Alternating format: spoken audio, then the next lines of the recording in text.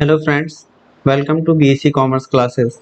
पिछले क्लास में हम लोगों ने कंपनी के बुक प्रॉफिट के बारे में पढ़ा था, जहाँ पे हम लोगों ने देखा था कि कंपनी का बुक प्रॉफिट किस तरीके से कंप्यूट किया जाता है और नेट प्रॉफिट में क्या कौन कौन से एक्सपेंसेस डिसअलाउड किए जाते हैं या कौन सी ऐसी चीज़ें हैं जिनको डिसअलाउड किया जाता है, अलाउड किया जाता है, या फिर लेस में कौन सी ऐसी इनकम्स है जिसको डिसअलाउड किया जाता है। मतलब नोशनल इनकम्स के बारे में और नोशनल एक्सपेंसेस के बारे में ज़्यादातर बात हुई थी।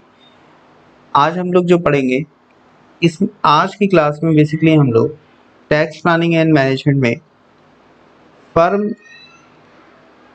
वर्सेस कंपनी कंपनी की कंप्यूटेशन के बारे में पढ़ेंगे कि अगर कोई कोई अपना नया बिजनेस स्टार्ट करना चाह रहा है तो उसे कंपनी या फर्म क्या उसे ओपन करना चाहिए। Basically tax planning and management में मैंने आपको स्टार्टिंग में बताया भी था कि एक कोई नया बिजनेस स्टार्ट होता है तो उस बिजनेस में हमें प्रोप्राइटरशिप फर्म खोलनी चाहिए या फर्म पार्टनरशिप फर्म खोलनी चाहिए या कंपनी। तो अकॉर्डिंग टू कंडीशन के हिसाब से हमें ये जजमेंट लेना चाहिए कि हमें क्या खोलना है। तो आज हम लोग पहले थोड़ा सीखेंगे फर्म और कंपनी की कंप्यूटेशन, और कोई एक छोटा सा सवाल लेंगे जिसमें हम फर्म और कंपनी की कंप्यूटेशन के बारे में देखेंगे कि अगर कोई इंडिविजुअल कोई नया बिजनेस करना चाहता है तो उसे फर्म खोलना चाहिए या फिर कंपनी खोलना चाहिए। चलिए लेट्स स्टार्ट। तो एक क्वेश्चन करते हैं, इसको थोड़ा सा हम शॉर्ट में उतारते हैं। Mr. A or B want to start a business. They have two options for selecting a form of organization, partnership firm, or a private company. The estimated profit of which before the following deduction are 69,000. एक mister x हैं जिनके पास में before deduction जो profit है, profit before before following deduction का मतलब कुछ खर्चे दिए हुए हैं या उनको घटाने से पहले उनका प्रॉफिट था 6,96,000 का। फिर लिखा हुआ इन्होंने remuneration of ₹20,000 per month. Remuneration remuneration किसको मिलता है? ऑफ पार्टनर्स को। रेम्युनरेशन ऑफ पार्टनर्स, पार्टनर्स को जो रेम्युनरेशन है वो 20,000 per month each, 20,000 per month है ईच, 20,000 पर मंथ ईच है। ईच का मतलब दो लोग हैं, मिस्टर एक्स है और वो सॉरी मिस्टर एक्स नहीं है, ये ए एंड बी है, mister A and mister B, इनकी बात हो रही है। इसमें प्रॉफिट है हमारा, प्रॉफिट बिफोर डिडक्शन 6,69,000 का, और हमें रेम्युनरेशन ऑफ पार्टनर्स दिया हुआ है 20,000 ईच का। मतलब हो गया ए का 20,000 रुपीज पर मंथ है दिया हुआ, और बी का भी दिया हुआ है 20,000 रुपीज पर मंथ का। फिर इन्होंने लिखा हुआ है इसके बाद में 25,000 of each of the company. अच्छा, बी का इन्होंने ऑफ ईच का मतलब 20,000 per month each by the firm and, ठीक 20,000 ये सही है यहाँ पे। इनके कहने का मतलब है कि अगर ये 20,000 है, ये जो रेम्युनरेशन ऑफ पार्टनर्स है, ये पार्टनरशिप फर्म खोलने पर है, और remuneration of partner, remuneration of अगर वो कंपनी के डायरेक्टर बनते हैं तो पार्टनर्स क्यों बनेंगे? Remuneration of A and be in case of company, in case of company, अगर वो कंपनी बनाते हैं तो कंपनी के केस में ए और बी का इन्होंने दिया हुआ है 25,000 रुपये पर मंथ का ए का, और 25,000 रुपये पर मंथ बी का। फिर इन्होंने लिखा हुआ है contribution as capital 2 lakh each, contribution capital, इन्होंने कैपिटल दिया हुआ है ₹2 लाख ईच। ईच का मतलब क्या है? ईच का मतलब है मतलब ए की और बी की, दोनों की ₹2 लाख ईच ए की है और रुपीज 2 लाख बी की है। फिर लिखा हुआ है एट द रेट ऑफ, मतलब interest on capital, interest on capital है जो ये है 12% ईच। इसके अलावा लिखा हुआ है however the company can not पे द इंटरेस्ट ऑन इट, ठीक है, the profit after tax which will be distributed equally, जो प्रॉफिट है वो प्रॉफिट इक्वली डिस्ट्रीब्यूट होता है, इक्वली डिस्ट्रीब्यूट, इक्वली डिस्ट्रीब्यूट होता है। इसके अलावा एजम्पशन है, एक एज्यूम बोला है। अच्छा, एज्यूम क्या है? एजम्पशन इन्होंने ये कही है कि बेसिकली कि अगर ये कंपनी बनाते हैं तो कंपनी की केस में जो टैक्स रेट है, जो कंपनी के केस में टैक्स रेट है, इन्होंने बोला कि 25% plus surcharge plus education cess. और इनको हमें सजेस्ट करना है, सजेस्ट करना है कि whether they should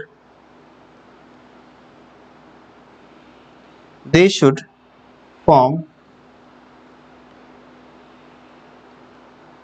a partnership firm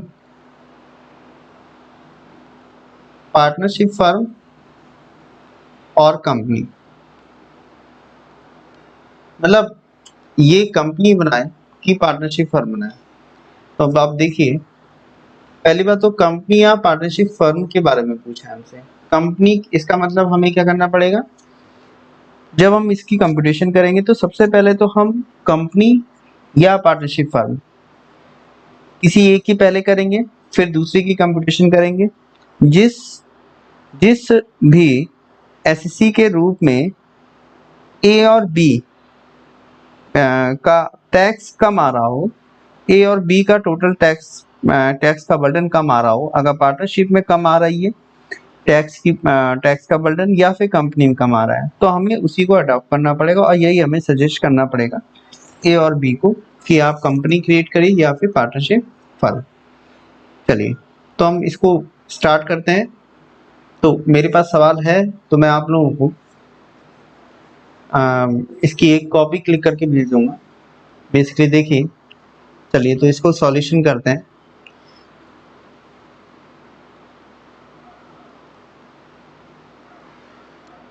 तो जरा देखिएगा, सबसे पहले हम यहाँ पे कर रहे हैं कंप्यूटेशन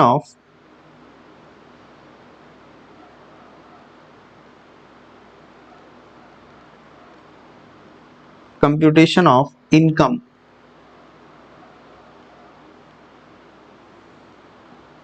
एंड टैक्स लायबिलिटी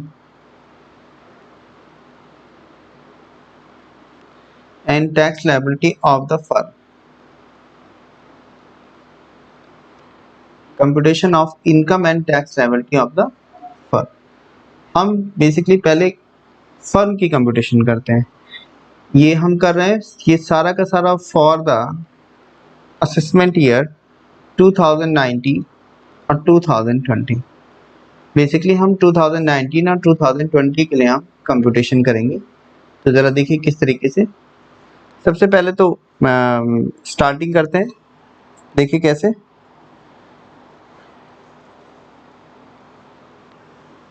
क्योंकि सवाल में दिया हुआ है हमें प्रॉफिट, दिया हुआ है प्रॉफिट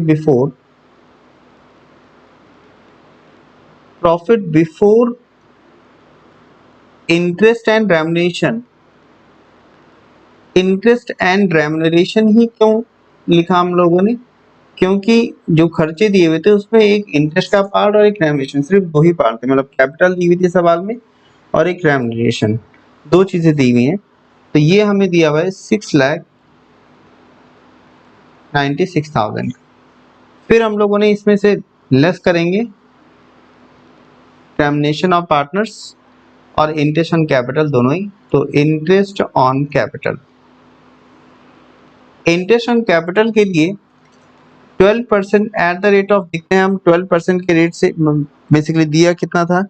इन्हें लिखा हुआ है कि 2 लाख की कैपिटल थी जिसमें 12% का इंटरेस्ट है, 12% के रेट से इंटरेस्ट दिया जाएगा। तो 12% तक का अगर इंटरेस्ट रेट है या 12% से कम है तो बेसिकली वो डिसअलाउड होता है। अच्छा, तो यहाँ पे हम दिया जाएगा, परंतु कंपनी इस समय ब्याज नहीं दे सकती, ठीक है। तो हम तो बेसिकली फर्म की कर रहे हैं, तो ये इंटरेस्ट ऑन कैपिटल ए और बी का अलग निकालेंगे, ए और बी का। तो ये हो गया हमारा कितने का था, 2 लाख रुपए की कैपिटल थी एट द रेट ऑफ 12%, और ये भी 2 लाख रुपए की कैपिटल थी एट द रेट ऑफ 12%। 12 दूनी 24,000 रुपये ये हो गया, और ये हो गया 24,000 रुपये ये भी हो गया। इसके बाद हम ये हो गया। फिर लिखा हुआ था इंटरेस्ट ऑन लोन, लोन भी है, interest on loan, interest on loan, ये भी बेसिकली 12% तक ये भी अलाउड होता है, और ये भी 12% तक का ही अलाउड होता है। तो ए और बी, तो ये भी 2 लाख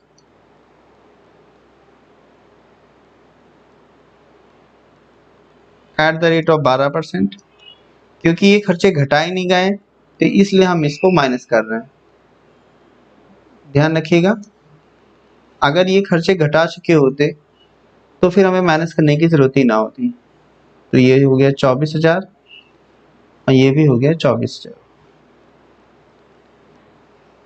इतना घटाने के बाद में फिर हमें दिया हुआ है लेस करेंगे रेम्युनरेशन ऑफ पार्टनर।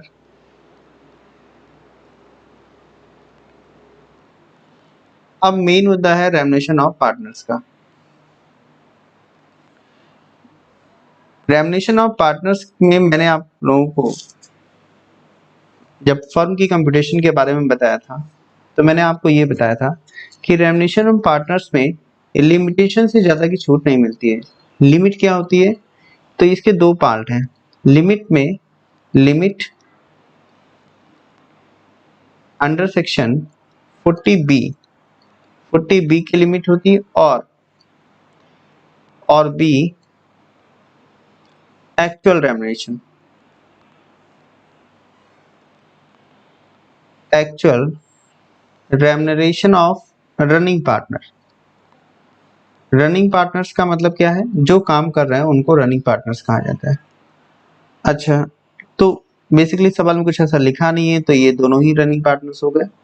तो अगर रनिंग पार्टनर्स की बात, दोनों की बात करें तो दोनों लोगों को जो रेम्युनरेशन दिया जा रहा था वो दिया जा रहा था 20,000 रुपये पर मंथ का।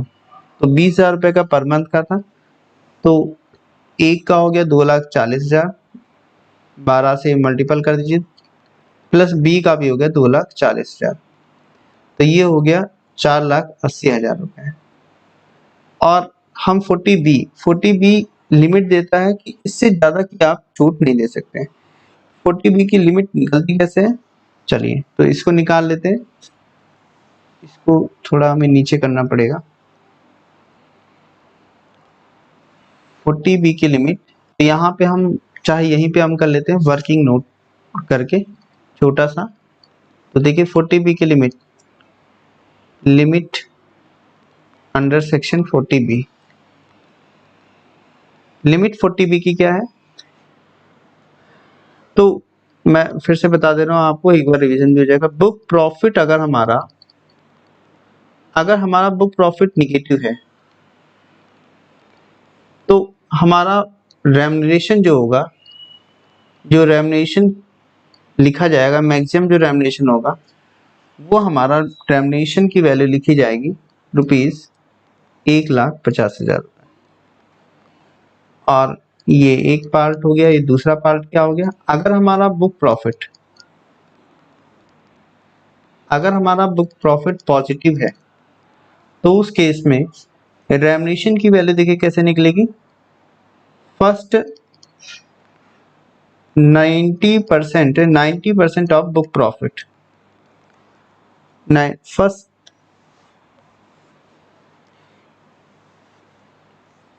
सॉरी यहाँ फर्स्ट 90% नहीं, अप टू, ये लाइन एक्चुअल में इधर लिखनी थी तो इसको इधर लिख दिया।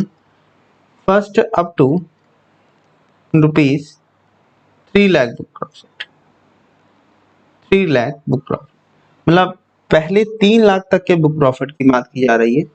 फर्स्ट 3 लाख तक के बुक प्रॉफिट के लिए क्या होगा, फर्स्ट 3 लाख तक का जो बुक प्रॉफिट होगा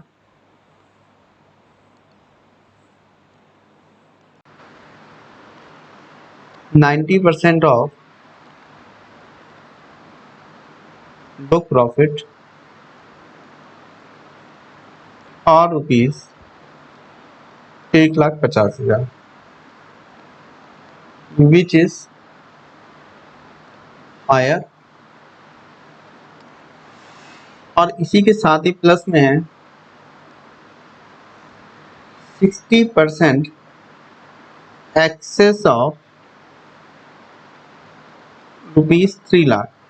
अगर 3 लाख बुक प्रॉफिट, अगर 3 लाख से बुक प्रॉफिट ज़्यादा आता है तो 60% on balancing amount of book profit,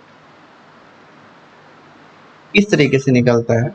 ये दोनों एक साथ भी हो सकता है, तो बुक प्रॉफिट जितना जितना होगा उसके हिसाब से यहाँ पे।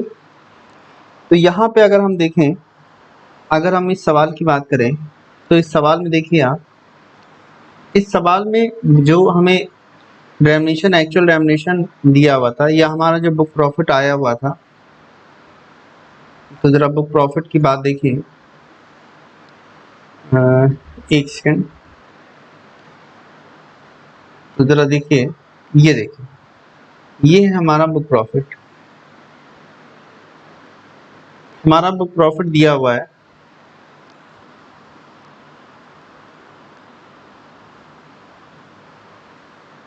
6,96,000 में से अगर हम, हमारा बुक प्रॉफिट अभी आया है यहाँ पे, ये हमने एक्चुअली में यहाँ पे हमें बुक प्रॉफिट लिख देना चाहिए था, तो ये हमारा बुक प्रॉफिट यहाँ पे आ गया है, ये हमारा, तो जिससे कि क्लियर रहे, ये हमारा बुक प्रॉफिट है।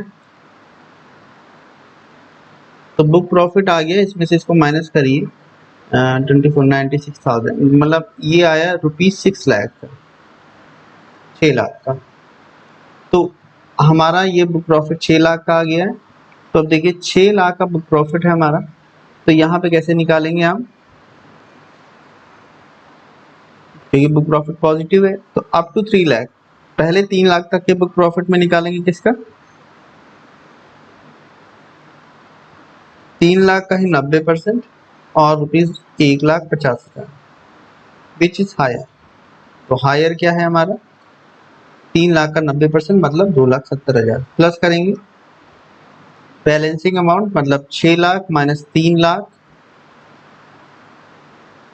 का 60%, 60% जो आया है 3 लाख का 60%, 1,80,000, 1,80,000, दोनों को हमने जोड़ दिया 4,50,000, मतलब हमारी लिमिट में आ गया 4,50,000 रुपये, ये हमारा 4,50,000। इन दोनों में विच इज लोअर की छूट मिलती है, तो लोअर है हमारा 4,50,000, हमारा 4,50,000 लोअर आ गया, और इसको घटाने के बाद में ये जो हमारा आया है, ये हमारा आ गया बिजनेस इनकम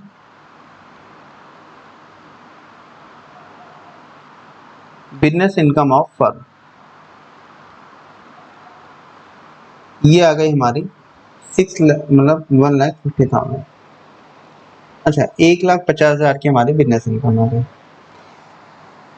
चलिए अब आगे बढ़ते हैं, इसी में, इसमें जरा टैक्स निकाल लेते हैं, टैक्स ऑन बिजनेस इनकम। तो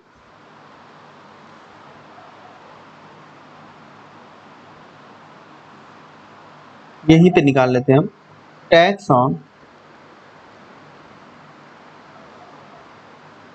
tax on total income of firm, total income of firm. अगर फर्म में टोटल इनकम पर टैक्स देगा तो कितना होगा, जरा देखिए। क्योंकि फर्म में जो टैक्स का रेट है वो है 30% का। Tax at the rate of 30%, तो 30% अगर टैक्स निकालेंगे वो हमारा आएगा 1,50,000 का 30%, 15 45 45,000 का। सरचार्ज कुछ लगेगा नहीं इसमें, प्लस कर देंगे education and health cess. Health cess और एजुकेशन सेस आ जाएगा हमारा 45,000 का 4%, जो हमारा आएगा 1800, 1800। तो हमारा टोटल टैक्स आ जाएगा, tax liability, tax liability of firm, ये आ जाएगी 46,800। ये हम लोगों ने टैक्स लायबिलिटी निकाली हमने किसकी, फर्म की। फर्म की टैक्स लायबिलिटी हमारी आ गई 46,800 की। अब फर्म में क्योंकि पार्टनर्स भी हैं, पार्टनर्स को भी कुछ ना कुछ प्रॉफिट गेन हुआ है, तो हम इसी पेज में फिलहाल फर्म के अलावा फर्म के जो पार्टनर हैं, पार्टनर्स की क्या टैक्स लायबिलिटी है, हम उसके बारे में भी डिस्कस करेंगे और उसकी भी कंप्यूटेशन करते हैं।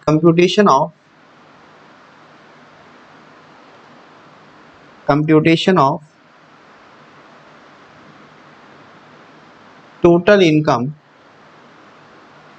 एंड टैक्स लायबिलिटी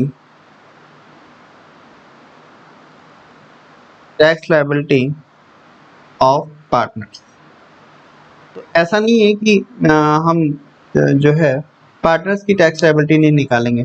अगर पार्टनर्स को कोई प्रॉफिट हो रहा है तो उस पे उसको टैक्स देना पड़ेगा, या बेसिकली जिस इनकम पर फर्म में टैक्स पड़ चुका है उस इनकम के पार्ट या उस इनकम की सोर्स पर पार्टनर्स को टैक्स नहीं देना पड़ेगा।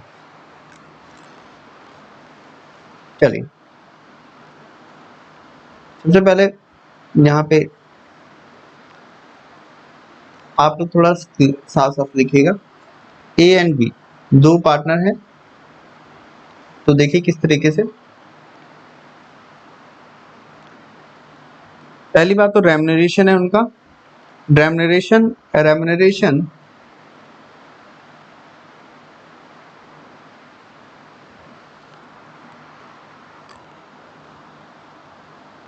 रेम्युनरेशन इन्होंने दिया हुआ है, जो जितने की हमें जो लिमिट में हमारा आया था उतने की हम छूट ले पाएंगे। तो मैक्सिमम जो रेम्युनरेशन जो लिमिट का आया था वो आया था 45, मतलब 4,50,000। तो क्योंकि इक्वल पार्टनर से, तो इसीलिए इसका आधा ए केस में टैक्सेबल हो गया और बी केस में भी आधा टैक्सेबल हो गया। फिर इसके अलावा इंटरेस्ट ऑन लोन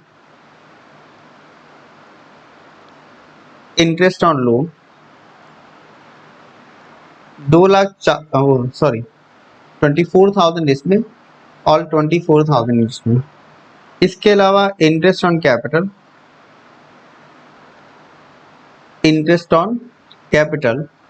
24,000 इसमें और 24,000 इसमें। ये हमने टोटल कर लिया, और टोटल करने के बाद में ये हमारी टोटल इनकम आ गई पार्टनर्स की। तो इंडिविजुअल पार्टनर्स में ए की जो टोटल इनकम आई है वो आई है 2,73,000 और इसकी भी 2,73,000।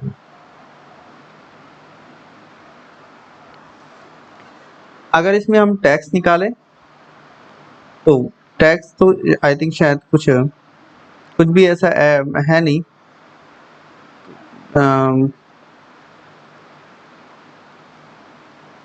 तो टैक्स तो इसमें निकलेगा ही नहीं।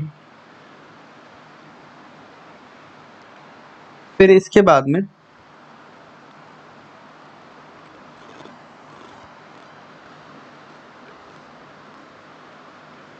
ऐड करेंगे 50% ऑफ 1,50,000 माइनस 46,800। ये बेसिकली क्या है,